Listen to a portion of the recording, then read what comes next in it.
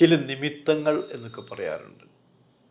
ചില ആൾക്കാർ ചില സിനിമകളിൽ നിന്ന് മാറേണ്ടി വരുന്ന അവസരത്തിൽ അവർ മാറിയാൽ ആ സിനിമയ്ക്ക് കോട്ട തട്ടുമോ എന്ന് ചർച്ച ചെയ്യപ്പെടുമ്പോഴും ധൈര്യത്തിൽ നിൽക്കുന്ന ചില നടന്മാർ വരുമ്പോൾ അല്ലെങ്കിൽ ചില കഥാപാത്രം വരുമ്പോൾ അവർക്ക് ഭാഗ്യം കിട്ടും എന്നതുപോലെ തന്നെയാണ് ഈ സിനിമയിൽ മമ്മൂട്ടിക്ക് മുമ്പ് 2 നടന്മാരെ തീരുമാനിക്കുകയും ആ നടന്മാർക്ക് പകരക്കാരനായി മമ്മൂട്ടി എത്തുകയും മമ്മൂട്ടിക്ക് അത് ലോട്ടറിയായി തീരുകയും ചെയ്തൊരു സിനിമ.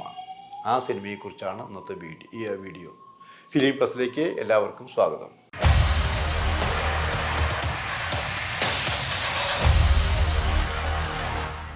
മമ്മൂട്ടി ഇന്ന് മെഗാസ്റ്റാറാണ്.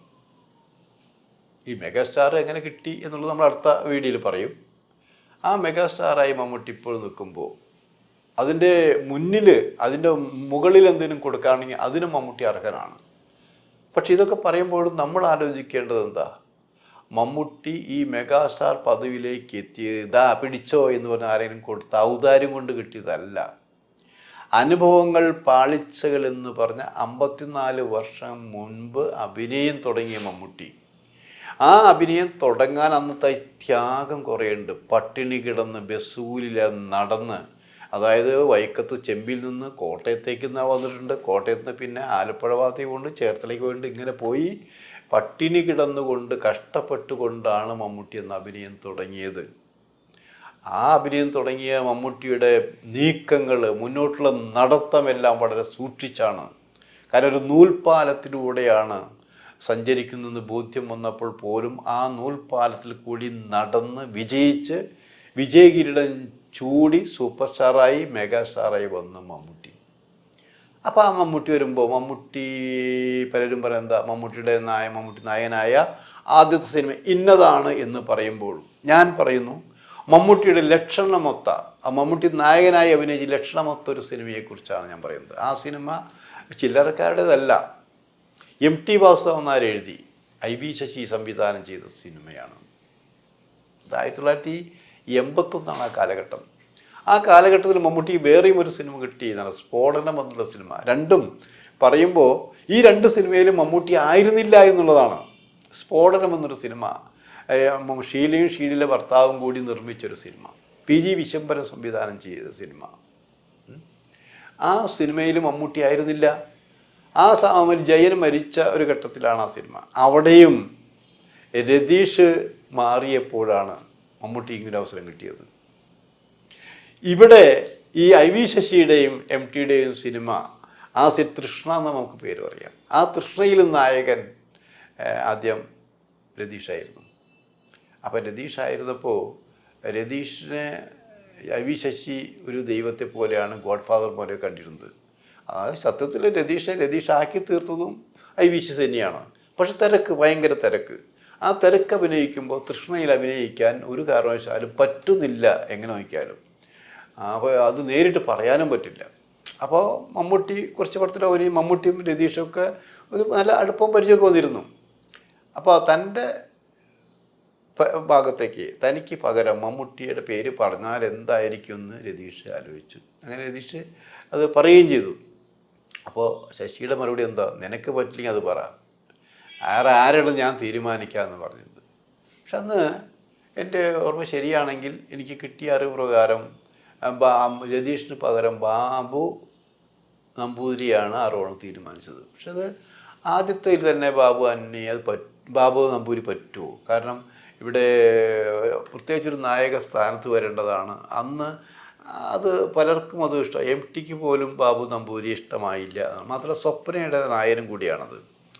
എന്തിനു പറയുന്നു, ബാബു നമ്പൂതിരി ആ റോളിൽ നായകനായില്ല. പിന്നെ പകരം IV ശശി ചിന്തിച്ചത് രതീഷ് എന്ന് പറഞ്ഞ മമ്മൂട്ടിയാണ്. അപ്പോൾ മമ്മൂട്ടിയുടെ ചില പടങ്ങളൊക്കെ ഒന്ന് ഇറങ്ങിയിട്ടുണ്ട്. മമ്മൂട്ടി ആ പടങ്ങൾ കണ്ട് ഇവന് കൊള്ളാം, ഇവൻ മലയാള സിനിമ തകർക്കും ഭരിക്കും എന്ന് തന്നെ ശശി തോന്നി. മമ്മൂട്ടിയെ വിളിച്ചു വരുത്തുന്നു, മമ്മൂട്ടിയുടെ കാര്യങ്ങൾ പറയുന്നു. MT ആണ് എഴുതുന്നു പറഞ്ഞപ്പോൾ അതിനേക്കാൾ സന്തോഷം. ഇതൊരു വില്ലൻ ഒരു ഭാഗത്ത്, മറുഭാഗത്ത് നായകൻ, ഈ 2 കഥാപാത്രവും ചേരുന്ന ഒരു കഥാപാത്രത്തെയാണ് അവതരിപ്പിക്കേണ്ടത് എന്നൊക്കെ പറഞ്ഞപ്പോൾ മമ്മൂട്ടി ആകെ ത്രില്ലടിച്ചു. അങ്ങനെയാണ് മമ്മൂട്ടി സത്യത്തിൽ ഈ തൃഷ്ണയിൽ അഭിനയിക്കാൻ വന്നത്. അപ്പോൾ തൃഷ്ണയിൽ അഭിനയിക്കാൻ കാരണം രതീഷാണ്, സ്ഫോടനത്തിൽ അഭിനയിക്കാൻ കാരണം രതീഷാണ്. പക്ഷേ തൃഷ്ണയിൽ നല്ല നായക വേഷം ചെയ്ത് വലിപ്പിച്ചെങ്കിലും സ്ഫോടനത്തിൽ ശരിക്കും പി ജി വിശ്വനെ കഷ്ടപ്പെടുത്തി. ഈ ആദ്യം വരുന്ന നമ്മൾ ഈ കോളേജിലുള്ള റാഗിങ് ഒക്കെ ഉള്ളതെന്ന് പറഞ്ഞ പോലെ ആദ്യം മമ്മൂട്ടി വന്നപ്പോഴൊന്നും വിശ്വപ്പന് ഇഷ്ടമായിരുന്നില്ല. അതിലൊരു അപ്പോൾ അത് ആദ്യം ചെയ്തതെന്ന് അറിയാം, ഞാൻ പേര് മാറ്റി.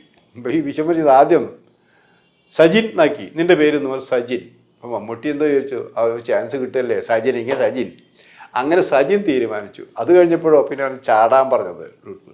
അപ്പം മമ്മൂട്ടിയുടെ സങ്കല്പം എന്താ, ഡൂപ്പൊക്കെ ചെയ്യില്ലേ എന്നുള്ളതാണ്. അത് ഇയാൾ ഈ സംവിധായകരോട് തിരുത്താൻ അവർ മണ്ടത്തരം പറഞ്ഞാലും അത് തിരുത്താൻ പാടില്ല. പറ്റിക്കഴിഞ്ഞാൽ അവൻ്റെ റോളും പോയി. ഈ മമ്മൂട്ടിയെ സംബന്ധിച്ചാൽ നേരെ വാ നേരെ പോകും, കാര്യങ്ങളെ ചോദിക്കും. പിന്നെ അങ്ങേർക്ക് ഒരു വലിയ ഈഗോ ഉണ്ട്, അങ്ങനെ വക്കീലാണെന്നുള്ള ഈഗോ ഉണ്ട്. ആ വക്കീൽമാരോട് സർവറ്റിനെ പീഠം കയറിയിരിക്കാനുള്ള ധാരണ അങ്ങേർക്കുണ്ട്. വിശ്വംഭരാണെങ്കിൽ അത്രയും വലിയ വിദ്യാഭ്യാസമല്ല, പ്രായോഗിക ബുദ്ധി ഉണ്ടെന്ന് മാത്രമേ ഉള്ളൂ. അപ്പോൾ ചോദിച്ചു, അല്ല സാർ ഇതിപ്പോൾ ചാടുമ്പോൾ എന്ന് പറഞ്ഞാൽ ഡൂപ്പില്ലേ? ഡൂപ്പാ, നിനക്കൊക്കെ ഡൂപ്പാ, ചാടാ, ഇത് നിർബന്ധിച്ച് നിനക്ക് ചാടണോ അതോ സീൻ വേണോ എന്ന് ഇരിക്കുന്നത്. അപ്പോൾ ആ റോള് നല്ല റോളാണ്, അത് കളയാൻ മടിയുണ്ടായില്ല. അങ്ങനെ ചാടി, കാലൊടിഞ്ഞു, പ്ലാസ്റ്റർ ഇട്ടു, അങ്ങനെയൊക്കെയാണ് ഉള്ളത്. അങ്ങനെ കഷ്ടപ്പെട്ട് വന്ന ഒരാളാണ് മമ്മൂട്ടി. ആ മമ്മൂട്ടി വർത്തമാനം ഇപ്പോഴും പറയുമ്പോഴെങ്ങനെയാണ്, മനസ്സിൽ സ്നേഹമുണ്ടായിരിക്കാം. അപ്പോൾ ചില പറഞ്ഞു സ്നേഹം ഒളിപ്പിച്ച് വെച്ചിട്ട് കാര്യമുണ്ടോ? ഇല്ല. തേനെന്ന് എഴുതി കാണിച്ചിട്ട് കാര്യമില്ല. തേൻ കൊടുത്താലേ തേൻ്റെ സ്വഭാവവും രുചിയും ടേസ്റ്റും എല്ലാം അറിയാൻ പോകും. സ്നേഹം നിങ്ങൾക്കുണ്ടെങ്കിൽ സ്നേഹം നിങ്ങൾ കൊടുക്കണം, സ്നേഹം പ്രകടിപ്പിക്കണം. എന്ന പോലെ തന്നെയാണ് മമ്മൂട്ടിയുടെ അഭിനയ ശൈലിയും. മമ്മൂട്ടി എല്ലാത്തരം റോളുകളിലും അഭിനയിക്കാറുണ്ട്. എല്ലാത്തരം റോളുകൾ അഭിനയിക്കുമ്പോൾ പോലും മമ്മൂട്ടി എപ്പോഴും തൻ്റെ കുടുംബത്തെക്കുറിച്ച് ആലോചിക്കും. സിനിമ വേറെ കുടുംബം വേറെ എന്നുള്ളതിലല്ല, താൻ പാടുപെടുന്നത് കുടുംബത്തിന് വേണ്ടിയാണ്. കുടുംബത്തിന് വേണ്ടി എന്ന് പറയുമ്പോൾ നടികളെ കെട്ടിപ്പിടിച്ച് അഭിനയിക്കുന്ന രംഗം പോലും അയാൾ മനഃപൂർവ്വം ഒഴിവാക്കാൻ ശ്രമിക്കും. അതല്ലെങ്കിൽ വൈഫിനെ വിളിച്ച് ചോദിക്കും, ഞാൻ ഇന്ന റോളാണ് അഭിനയിക്കാൻ പോകുന്നത്, തെറ്റിദ്ധരിക്കരുത്. അങ്ങനെയും കൂടി ആലോചിച്ചിട്ടാണ് മമ്മൂട്ടി ചെയ്യുക. മറ്റു പലരും ആലോചിച്ചിട്ടുണ്ട്. ചില സീനുകൾ എത്ര റീടേക്ക് എടുപ്പിക്കും പല പ്രാവശ്യമായിട്ട്. അങ്ങനെയുള്ള നടന്മാരും ഒക്കെ ഇവിടെ ഉണ്ട്. പക്ഷെ മമ്മൂട്ടി എന്നൊരു കുടുംബസ്ഥനാണ്, കുടുംബത്തിന് വേണ്ടി ജീവിക്കുന്നു, കുടുംബത്തെ നഷ്ടപ്പെടുത്താത്ത ഒരാളാണ്. അതും രണ്ടും കൂടി എല്ലാം കേന്ദ്രീകരിച്ചിട്ടാണ് മമ്മൂട്ടി ഈ മെഗാസ്റ്റാറിൻ്റെ പദവിയിലെത്തിയത്. അപ്പോൾ നമ്മളെന്താ പറയുന്നത്, അഭിനയം ചില്ലറ കാര്യമൊന്നുമല്ല. അത് ഇങ്ങനെ വരുമ്പോൾ നിങ്ങൾക്ക് ചിലപ്പോൾ ആദ്യത്തെ 1-2 പടത്തോടു കൂടി നിങ്ങൾ ഔട്ടാകാം, അതിൽ നിൽക്കാം. ഇവിടെ പിടിച്ചു നിൽക്കണമെങ്കിൽ കുറേ നമ്പറുകൾ നമുക്ക് വേണം. വെറും നമ്പറുകൾ മാത്രമല്ല, ഇത്തിരി ഭാഗ്യം, നമ്മൾ ഭാഗ്യം കൂടി വേണമെന്ന് പറയാൻ പോലെ നല്ല സംവിധായകർ വേണം, നല്ല സംവിധായകരുടെ നല്ല എഴുത്തുകാർ വേണം. ഈ 2 പേരും ഒരു നടന് കിട്ടുകയാണെങ്കിൽ അയാൾ ഭാഗ്യവാനാണ്. മലയാളത്തിൽ മോഹൻലാലിനും മമ്മൂട്ടിയൊക്കെ അത്തരം ഭാഗ്യങ്ങളുണ്ടായി. പഴയ തലവർ മധുസാറിന് അങ്ങനെ ഭാഗ്യമുണ്ടായി, സത്യൻ അങ്ങനെ ഭാഗ്യമുണ്ടായി, സുകുമാരൻ അങ്ങനെ ഭാഗ്യമുണ്ടായി, സോമചേട്ടൻ അങ്ങനെ ഭാഗ്യം, ഇങ്ങനെ പലർക്കും അങ്ങനെയുള്ള ഭാഗ്യങ്ങൾ കിട്ടി. പക്ഷേ പുതിയ തലമുറയ്ക്ക് അത്തരം ഭാഗ്യങ്ങൾ കിട്ടുന്നുണ്ടോ എന്ന് ചോദിച്ചാൽ ഇല്ല എന്നല്ലേ പറയേണ്ടത്.